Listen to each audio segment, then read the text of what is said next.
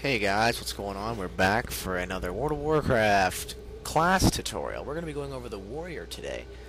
I haven't been active on this server in a while, and so all my friends pretty much are AFK now, or they're doing other games, or had other stuff to do. But I'm going to get back on and see what I can do here. This is my warrior, Discomfort. Maybe you've seen me in Ironforge or whatever, but this is the Eternal Wild private server that a lot of people play on. So we're going to be going over my talent tree, gear, gems, macros, rotations, tactics, and what not to do as a warrior, an arms warrior, may I be specific. Okie dokie, so we are going to get started here. This is a voiceover commentary. I did it live, and my mic was not recording, so this will work.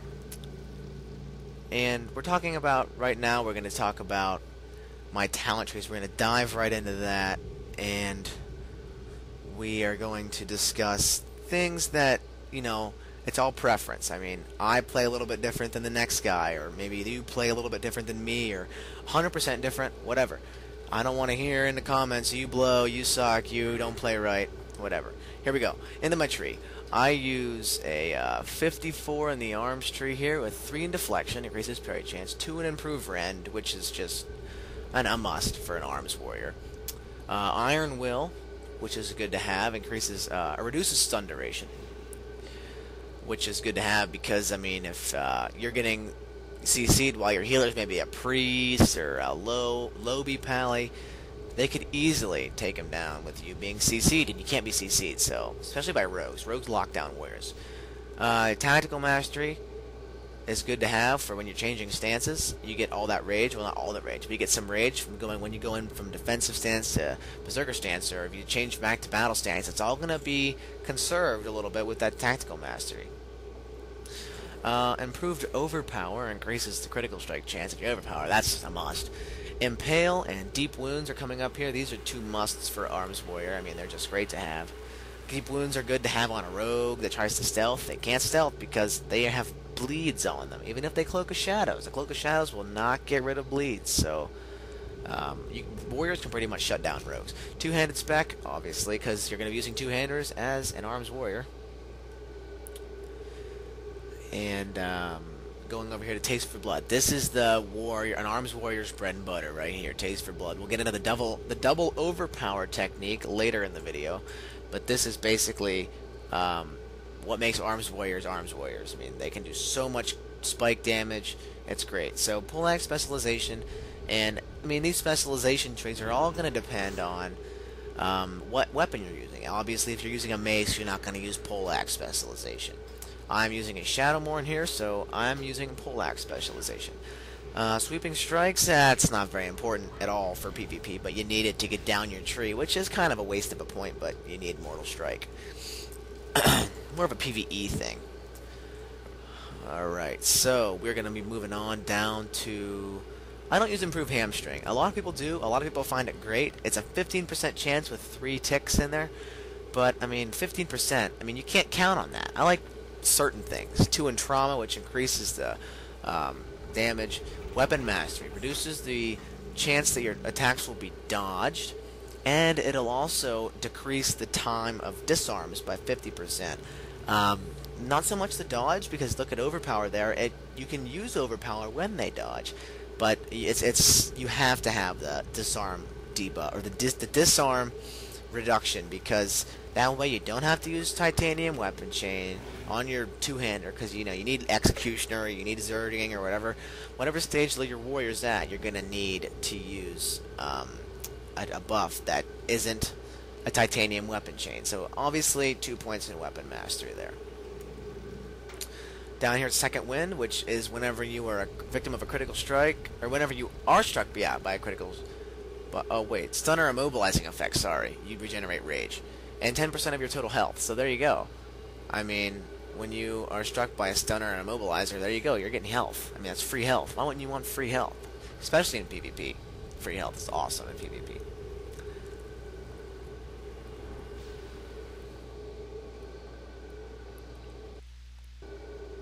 Alright, Mortal Strike is obviously the warrior's main attack. Has a healing reduction, strength of arms, juggernaut, which just allows the use of charge in combat, which is great to have. Unrelenting assault, which is reduces the cooldown of overpower and revenge, and it's really good to have, especially with the overpower. A lot of warriors use sudden death that I've found, and I don't like it. It allows you to use overpower regardless of the target's health. I'm not too big a fan of that because it wastes your rage. I mean, to me, I'd like to get an extra rend or an extra overpower or two rather than with execute, but that's just me. I mean, you might want sudden death. Endless rage, which generates 25% more rage, increases your melee attack speed by 10. In addition, the rend deep wounds abilities also increase stuff. So your melee and critical strikes have a chance to all damage cause, which increase all damage caused by 10% for 12 seconds. That's good to have. And of course, Blade Storm, which is the spinny damage fuckfest move. I also have 17 over here in Fury, 3 armor in the teeth, 2 in booming voice, 5 in cruelty, and obviously piercing howl. That every warrior should have piercing howl. I mean, that is just such a good ability. It's an AoE hamstring if you think of it that way. And 3 in blood craze, which is more health after being a victim of a critical strike, which is that's free health. I mean, that's 2 things that give you free health right there. Boom. Warriors can heal pretty much right there. Second wind and blood craze. And then 3 in commanding presence, picking up the trash. Some people put their 3 in commanding presence up in unbridled what's that say again? Unbridled wrath, which increases the rage. I mean, they might want that if they used if I go over to the arms tree, you can see the one. What was the one? The one that allowed you to use execute. So here we go. Glyph of Blade Storm reduces the cooldown. Some warriors skip that. I find it a good thing to have. It's great. Blade Storm is a great situational way to take down any target. I mean, somebody's almost dead. You have full Mortal Strike and Rend, and you have tons of rage, and Blade Storm's off cooldown. That's pretty much good game for anybody you're attacking right there. So that's why I picked that up. Glyph of Rending, obviously any arms warrior needs that. Increases the duration of the Rend ability by 6 seconds, which in the arms tree gives you Taste for Blood, which goes off of Rend, which is good to have. Right there, 10 rage, Rend, so.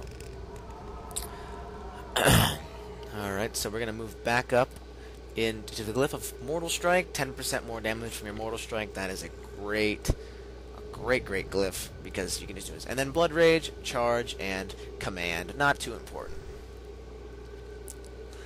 Alright, now we're going to go over some of my macros after I do my gear. So we're going to the gear.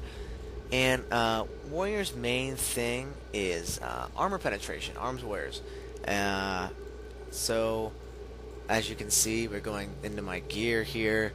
If we, I got my gems, I got 21 crit in my gems, but as you can see down here, we go up to here, I got 69% armor penetration, which is really good to have, especially when you're trying to peel down a heavy armor class like a plate healer. 21 critical strike with armor pen.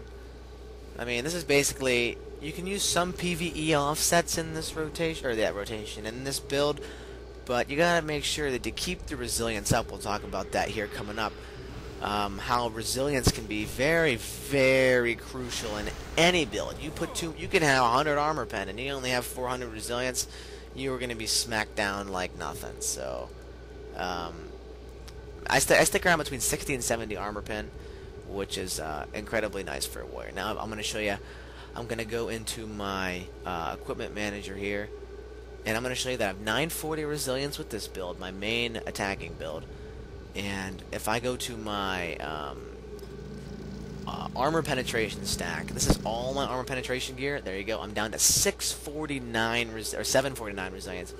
But I'm also up to about 80 or 90% armor penetration, which is because I pick up the rogue bracers and more PvE items such as the titanium razor plate there, which takes away my set bonus from my eternal gear, but it gives me tons of armor penetration, which is good to have. So I mean, if you're in a battleground and you see that you're just rolling kids or or you have a pocket healer or two, and you want to go and do some major damage, just stack up on that resilient or on the armor penetration and do some crazy damage. So that's pretty much where the gear comes from, where I stand on that. And right now we're going to get into the macros and some macros that I use.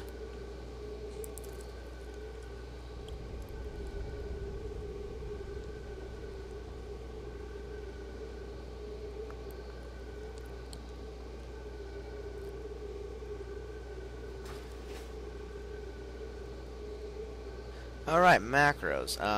Warriors are all about macros. I mean, if you don't have any macros as a warrior, you need some work. Because you're changing stances, you're changing weapons, you're changing, you're doing everything. It's all situational, so you need to have macros. My first macro here, charge. I'm going to open it up for you here. What it does is let me go find it. There, Shoal Tooltip charge, equip Shadowmourne, and cast charge. So, if I'm in, let's say, if I'm going to go into defensive stance for something, or if I use Spell Reflect, which is right down here, which has to have me change, there we go, to my one-hander and shield, and I need to switch back. There, now I use my Spell Reflect. I need to change back to a damage. All I have to do is hit that macro, and out comes Shadowmourne, and in goes my warrior. So, whoa, let me get rid of that. There, that's one macro that I use. All warriors should have that. Again, Spell Reflect. A lot of warriors overlook Spell Reflect. I mean, it's such a great ability. You can reflect anything, any fear, a hex, or a CC, or it's great to have. All right, another macro is my Pummel macro. My Pummel macro is a interrupt that requires Berserker Stance, as you see on screen here. So, oh well, what are you going to do? Switch to Berserker Stance and hit Pummel? No, you're going to make a macro, and the macro is right over here, right there. Cast Berserker Stance, cast Pummel. So all you have to do is hit the macro twice when you get in there. So you charge in, Q, I have it for Q for switch, and Q for Pummel. So that's an interrupt. Obviously, only use it when somebody is casting, and watch out for fake casters. Nowadays on this Eternal server, there are a lot of people that know how to fake cast. So you get in there and you get boned. Yep. We have a Shattering Throw macro, which is only allowed in battle stance. So if you're in defensive stance, or maybe even Berserker stance, and you need a Shattering Throw to get rid of the Paladin's bubble. I mean, your Hunter could be almost killing the Paladin, and the Paladin is it bubbled, so you need to get rid of it. So as you can see, I have a little bit of confusion. I need to replace that macro. I've accidentally put the Spell Reflect macro in there. But there's a Shattering Throw macro. So all I'd have to do is hit that macro and it would change, and then hit it again to throw, but I don't have enough rage, so. Then again, macros are everything for warrior. Focus macros, target last focus macro are really good to have. Shield bash, it's another macro. It has to go into defensive stance, or it does not have to go into defensive stance, excuse me. A lot of warriors think it does, but it doesn't. It's just a bash with your shield. So all you have to do is make a macro that equips your one-hander, equips your shield, and and then uses the ability. Make sure when you're making macros with the one-hander and shield, do not put the shield first in the macro, because it'll say you cannot use a shield with an axe, a two-hander. So put the one-hander first, and then use the shield. So as you can see, I'm going to use it here. I'm going to hit the macro. I'm going to get some rage. Hit the macro, boom. It equips my thing for me, and then if I need to go back in, guess what I hit? I hit my charge macro, and it puts my Shadowmourne back into my hand, and I'm ready to go. So that's another macro that I use as a warrior. The intervene macro. Intervene macros are useful for 2 versus 2, any arena battle. You can set the target to your healer or another player, and you can intervene towards them without having to click on them. So if you had to like cycle through or tab through, and if you're using your focus for a second watch target on the damage, you can't set your focus to a player, and because it'd be hard to do. So set it to their name, or have a different one for everybody in the party, which a lot of people I've seen do. But so now what we're gonna do is, that's pretty much all for macros. We're gonna go into my rotation and my tactics as an arms warrior. Actually, first we're gonna go into some add-ons first. Actually, we're gonna check out some of my favorite add-ons. And oh, forgot, this is the Mortal Strike Heroic Strike macro. It macros together Heroic Strike, which is a you use it as you swing, so you don't you can't just hit it and then use it like you can Mortal Strike. You have to wait for your next weapon swing to come around, and then it'll use it. So a macro of that would put the two together. If you hit the macro, you'll instantly use Mortal Strike, and then you'll use Heroic Strike. So what they'll do is they'll have some kind of add-on that shows when their next weapon swing will be with a little meter, and then they will use the macro right before they swing. So they're right there. They're getting a Mortal Strike and a Heroic Strike right after it, which is a good way to finish off a target or set them up for a kill. You just never know. I prefer not to use it. It drains too much rage.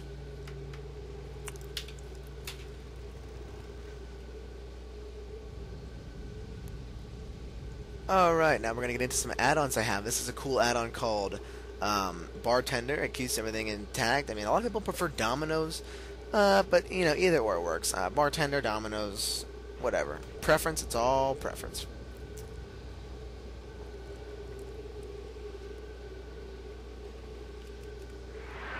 Alright, going into my other add-ons. This is a macro, or an add-on called Need to Know. Look at that. I use Mortal Strike, and it comes up as tracking the debuff on the target, so I know just how long Mortal Strike is going to last on that target.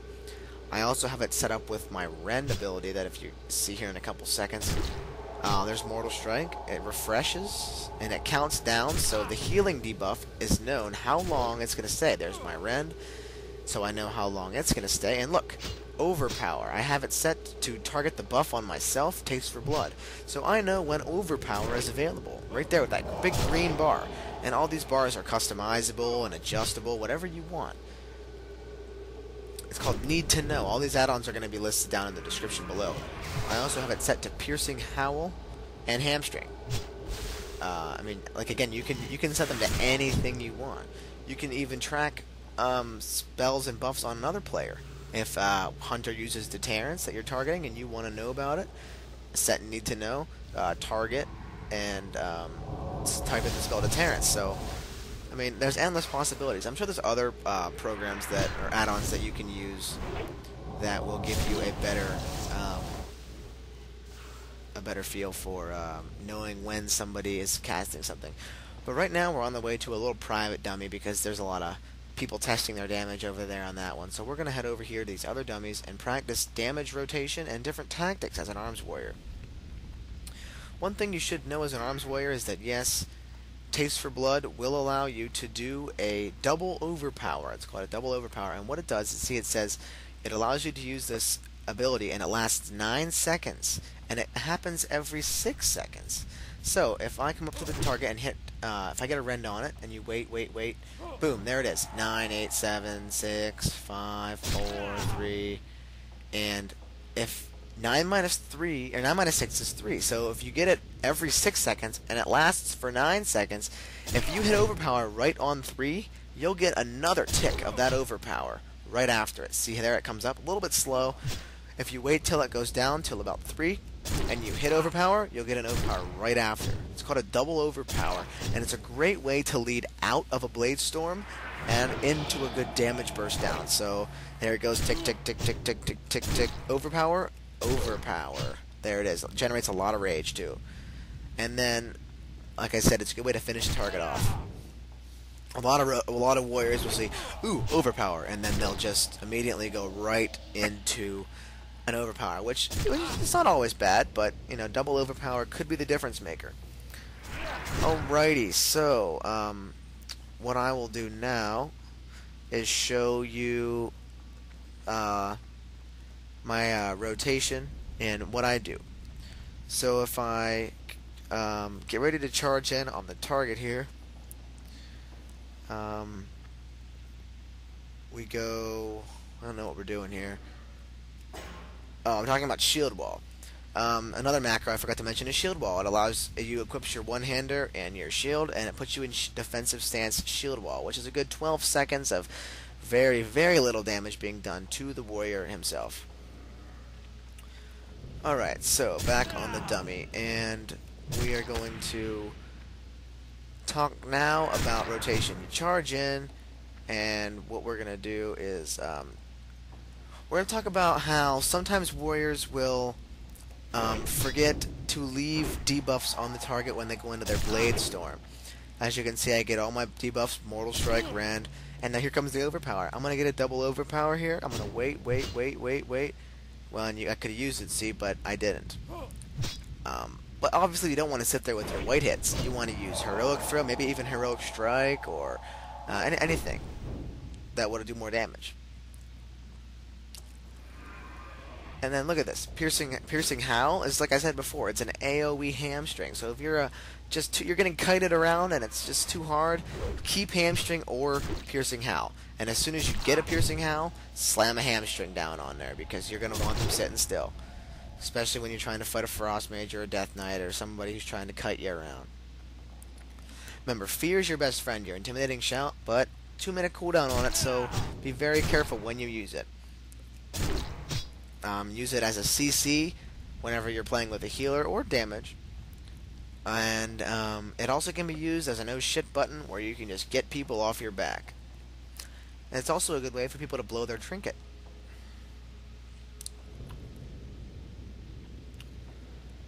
Alrighty here. So, as a warrior, there's several things you want to keep in mind.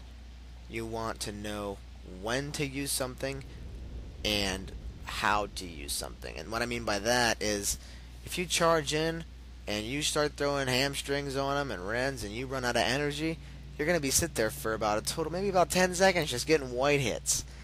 And I mean, white hits are strong obviously, but they're not gonna take down a target.